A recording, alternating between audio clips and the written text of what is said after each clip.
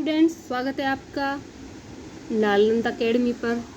तो बच्चों, अगर आपने चैनल को सब्सक्राइब नहीं किया है तो चैनल को सब्सक्राइब कर दें सबसे पहले, एंड जो बेल आइकन होता है उसकी घंटी को क्लिक करें, ठीक है। क्योंकि आज मैं आपको क्या है, जो यूजीसी नेट का एग्ज़ाम आ रहा है आपका, उसके प्रैक्टिस टेस्ट कराऊंगी जो आपके लिए बहुत इंपॉर्टेंट होंगे और आपकी प्रैक्टिस भी हो जाएगी। तो शुरू करते हैं। नालंदा अकेडमी को भूलना नहीं बच्चों। तो हमारा फर्स्ट क्वेश्चन है, कौटिल्य का अर्थशास्त्र मौर्यकालीन जीवन के किस पक्ष पर अधिक प्रकाश डालता है? तो राइट आंसर है इसका राजनीति एवं लोक प्रशासन पर। नेक्स्ट क्वेश्चन, मेगस्नी किस मौर्य सरकार शासक के दरबार में राजदूत बनकर आया था? तो इसका राइट आंसर है बच्चों हमारा चंद्रगुप्त मौर्य के दरबार में क्या आया था, मेगस्नी आए थे। यहाँ है हमारा कालिदास, एक तरफ लेखक दिए गए हैं, एक तरफ उनकी रचनाएं हैं कि किसने किसकी रचना की। तो इसका हमारा फर्स्ट होगा हमारा इसका कालिदास का कालिदास का हमारा कुमार संभव है, ठीक है। और वात्स्यायन का कामसूत्र है, शूद्रक का मृच्छकटिकम है, एंड विशाखादत्त का मुद्रा राक्षस। तो अब देखते हैं हम इसका 1 का 2 है, बिल्कुल। थर्ड इसका वात्स्यायन कामसूत्र, इसका राइट आंसर इज हियर सी है हमारा। नेक्स्ट क्वेश्चन, नालंदा विहार की स्थापना किस गुप्त शासक काल में हुई थी? तो हमारा राइट आंसर बच्चों इसका कुमार गुप्त के काल में क्या होती है, नालंदा विहार की स्थापना होती है। नेक्स्ट क्वेश्चन इज हियर, गुप्तकालीन प्रशासन के संबंध में कौन सा कथन सही है? शासक राज्यों की देवी उत्पत्ति में विश्वास रखते थे, अधिकारियों का पतन वंशानुगत हो गया था, या नगर साझेदारी की व्यवसायों की संगठन में अच्छी साझेदारी रहती थी? तो उसका राइट आंसर बच्चों हमारा है उपयोग सभी, क्योंकि सभी चीज़ क्या हो गए थे उस काल में माने जाते थे गुप्त काल में। नेक्स्ट क्वेश्चन, संगमकालीन समाज में किस वर्ग की विशेष महत्व होता था? धनी वर्ग, गणिकाएँ, पनिक वर्ग या लड़ाकू जनजाति? तो राइट आंसर इज हमारा धनी वर्ग था संगम काल में, तो उनकी विशेष महत्व प्राप्त था। नेक्स्ट क्वेश्चन इज हियर, संगम काल में किस राज्य के साथ भारत का विदेशी व्यापार समुन्नत दशा में था? ठीक है, मतलब अच्छी दशा में था। तो इसका राइट आंसर बच्चों हमारा रोमन साम्राज्य के साथ क्या था, हमारा जो व्यापार था बहुत अच्छी तरह से चलता था।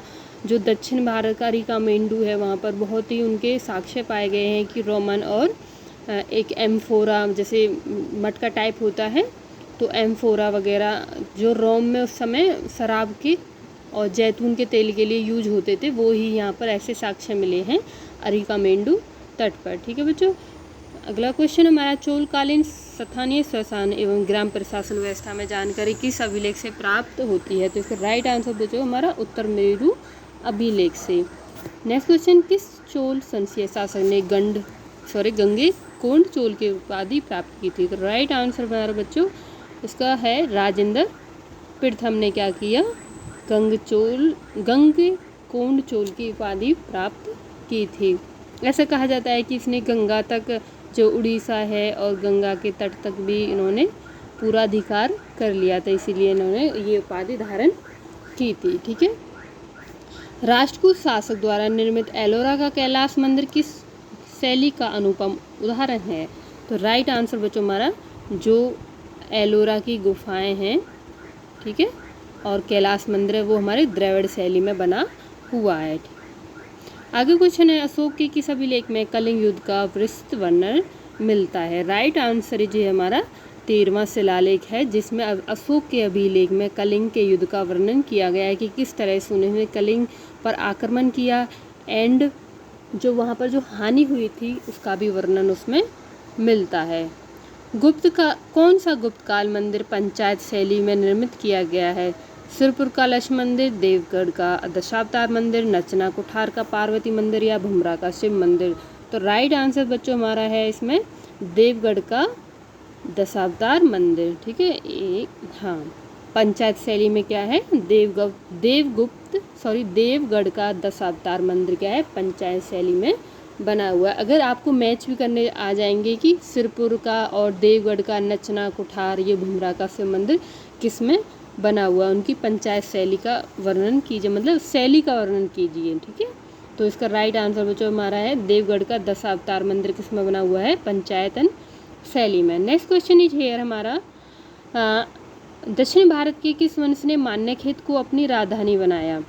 तो इसकी बहुत इंपॉर्टेंट क्वेश्चन है बच्चों, ये आता है हमारा। तो इसका राइट आंसर होगा बच्चों मान्यखेत राजधानी किसने बनाया था? जो राष्ट्रकूट शासक थे ना, जो उन्होंने, आपने त्रिपक्षीय जो संघर्ष सुना होगा, एक तरफ राष्ट्रकूट रहते हैं, एक तरफ प्रतिहार और एक पाल वंश रहते हैं। तो इन्होंने बहुत ही त्रिपक्षीय युद्ध कन्नौज के लिए लड़ा था। तो ये है वो ही राष्ट्रकूट हैं जो दक्षिण भारत में अपने साम्राज्य की स्थापना करते हैं। तो मान्यखेत किसने बनाया? राष्ट्रकूट वंश ने बनाया था।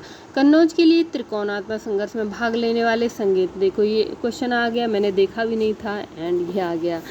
तो हमारे इसमें है पाल, प्रतिहार और राष्ट्रकूट क्या थे? ये त्रिपक्षीय यानी कि त्रिकोणात्मक संघर्ष हुआ था कन्नौज के लिए। ठीक है बच्चों, जैसे ही हर्षवर्धन की मृत्यु होती है 647 ईस्वी में, तो उसके बाद ही जो कन्नौज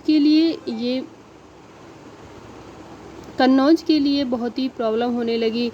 सभी जो सत्ताएं थीं वो क्या करने लगी? उस कन्नौज पर अपना अधिकार करने लगी थी। तो पाल, प्रतिहार, राष्ट्रकूट ये शासक थे। 1 मिनट बच्चों मेरा।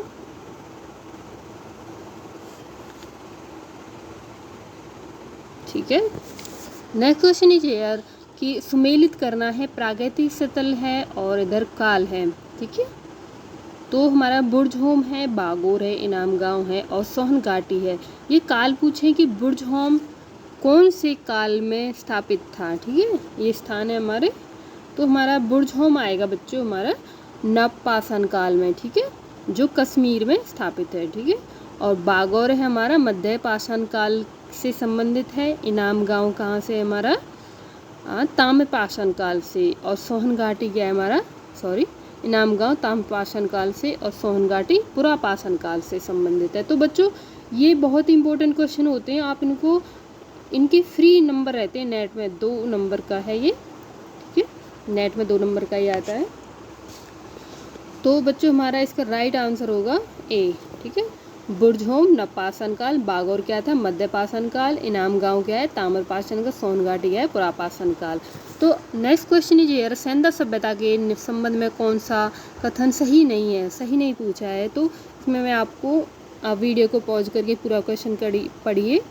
तो इसका राइट आंसर होता है हमारा बच्चों 16 का ए है, क्योंकि सेंधा सभ्यता क्या थी? एक ताम्रपाषाण युगीन नगरीय सभ्यता थी। ऐसा नहीं है इसमें। ठीक है,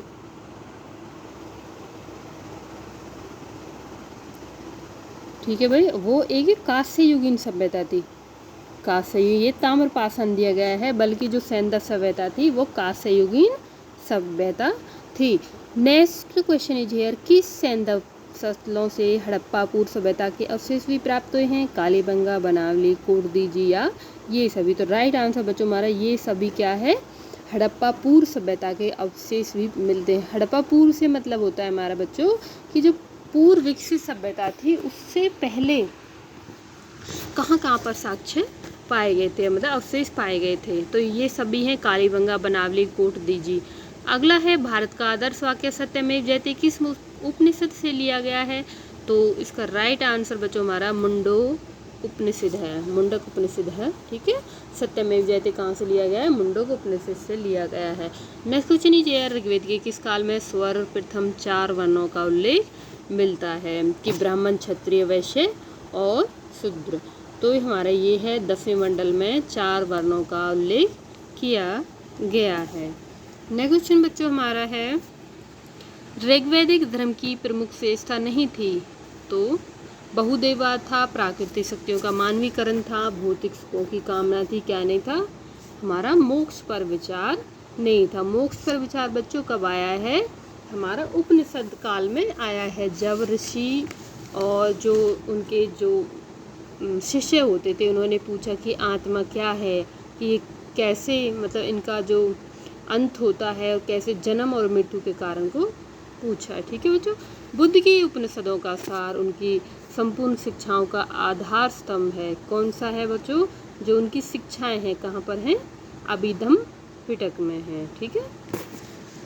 नेक्स्ट क्वेश्चन, जैन एवं बौद्ध धर्म के संबंध में कौन सा कथन सही नहीं है? तो दोनों ही अनीश्वरवादी थे। ठीक है, नहीं पूछा है बच्चों।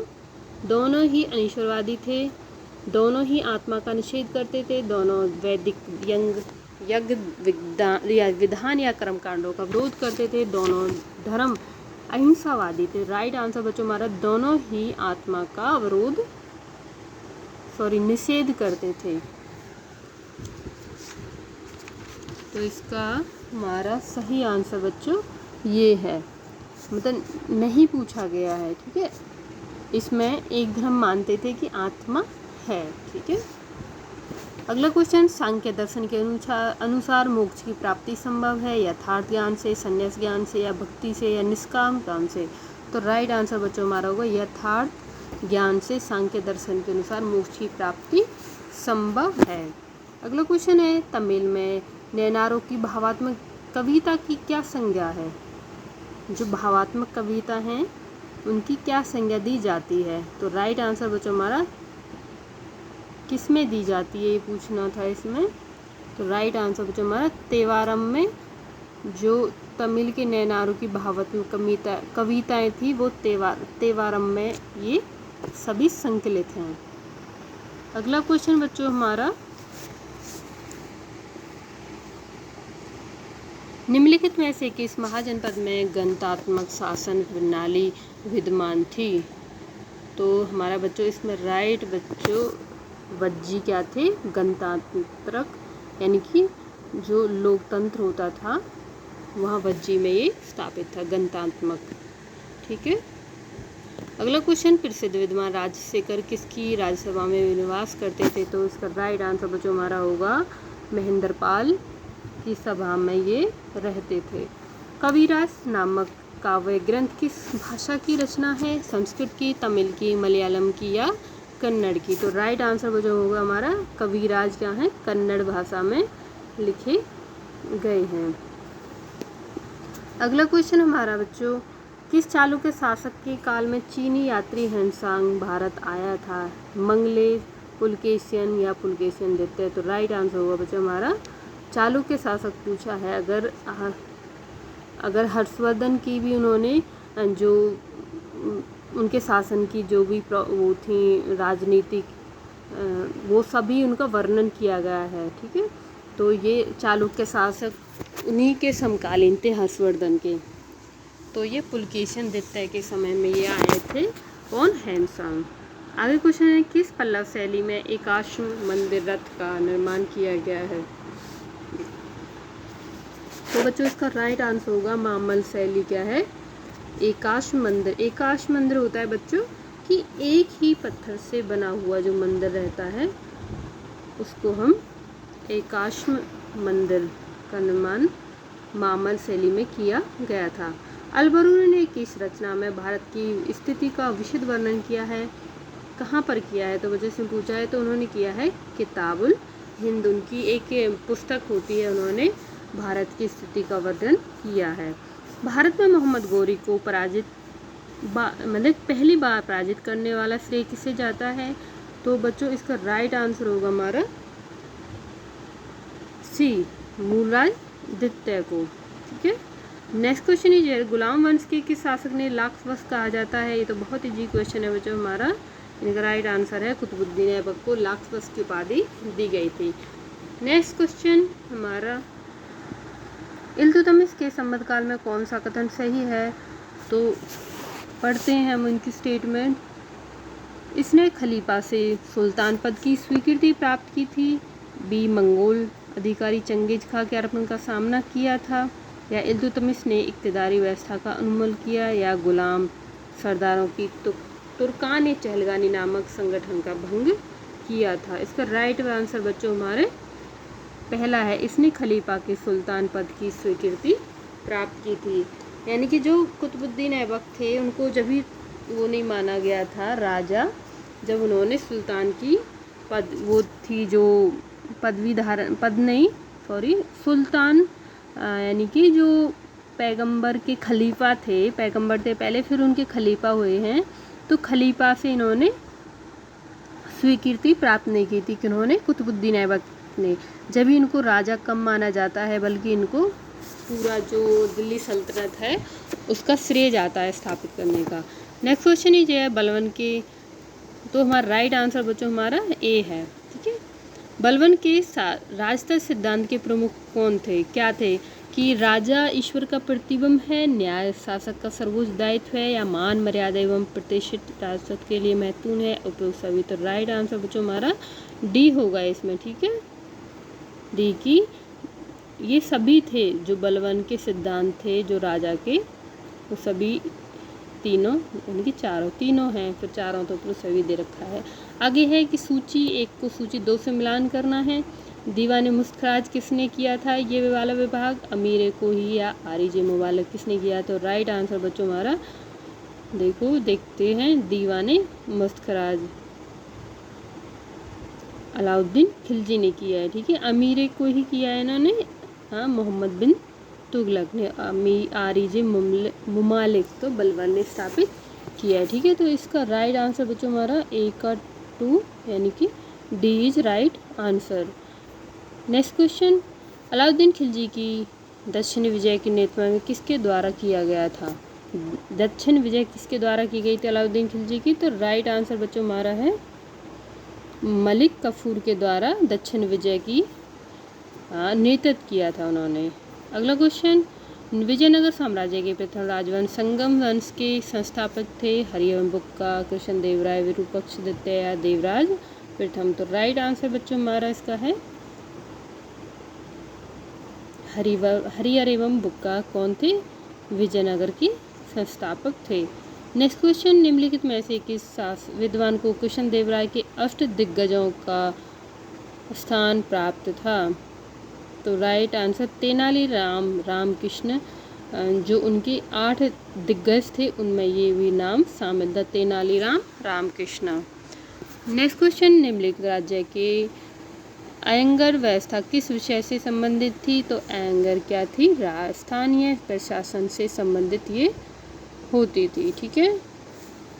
अगला क्वेश्चन, निम्नलिखित अलाउद्दीन के बाजार नियंत्रण व्यवस्था के बारे में विस्तृत जानकारी कहाँ से मिलती है बच्चों। तारीख फिरोजशाही, तारीख रशीदी या बुस्काई दिलकुशा या फतुवाते आलमगिरी। तो राइट आंसर बच्चों में तारीख फिरोजशाही, ठीक है। उनसे हमें बाजार नियंत्रण, उन्हें किस तरह की जो व्यवस्था थी बाजार में, ठीक है, उनकी जो सबसे बाजार व्यवस्था ही सबसे ताकतवर व्यवस्था थी, क्योंकि जब भी उन्होंने राज्य का विस्तार करना चाहा तो बाजार में भी उन्होंने नियम बनाने शुरू कर दिए थे। तो बहुत अच्छी व्यवस्था देखने को मिलती है। नेक्स्ट क्वेश्चन, तेलुगु भाषा के आमुक्त माल्याद नामक ग्रंथ किस विषय में लिखा गया है। तो राइट आंसर बच्चों हमारा होगा राजनीति से ये संबंध रखता है। नेक्स्ट क्वेश्चन, बीजापुर के किस सुल्तान ने हिंदवी की राजभाषा बनाया था, इनकी हिंदवी को राजभाषा बनाया था, किसने बनाया था बच्चों। राइट आंसर बच्चों हमारे इब्राहिम आदिल शाह ने, बीजापुर के शासक थे इब्राहिम आदिल शाह, उन्होंने हिंदवी को राजकाज की भाषा बनाया। बीजापुर में गोल गुम्बद नामक मकबरा किस सुल्तान का है। तो इसका राइट आंसर बोलोगे बच्चों हमारा मोहम्मद आदिल शाह का, ठीक है। अगला क्वेश्चन, गोलकुंडा के किस वंश की स्थापना हुई थी। गोलकुंडा में किस वंश की स्थापना होती है बच्चों।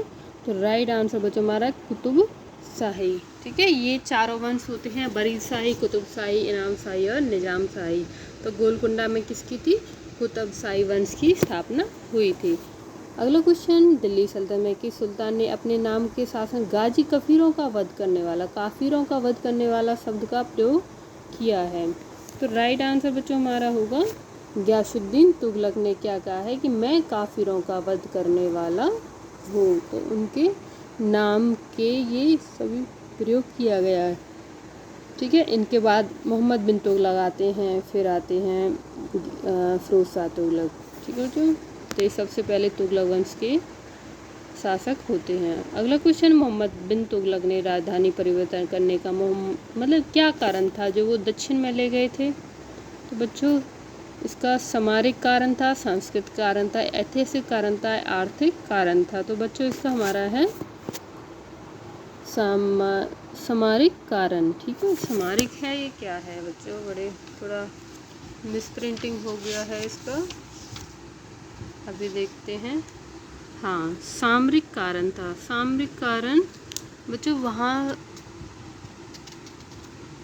क्योंकि ये क्या कहना चाहता थे कि यहाँ से जब उन्होंने दक्षिण की तरफ अभियान किए तो जो दिल्ली थी वो दूर पड़ रही थी वहाँ से, तो उन्होंने ऐसे इसको देवगिरी को अपना एक केंद्र बनाया।